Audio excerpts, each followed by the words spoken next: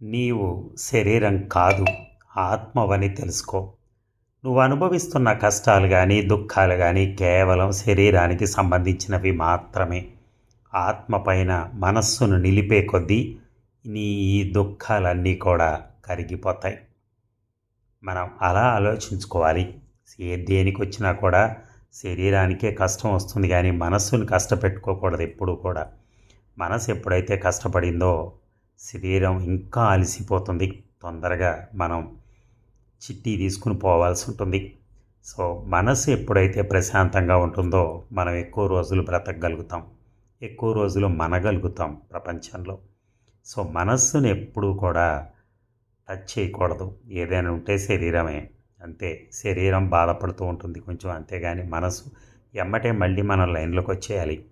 అలా వస్తేనే బతకగలుగుతాం. కుంగి కృషించి 20-30 రోజులు పడుకుంటే ఎట్లా?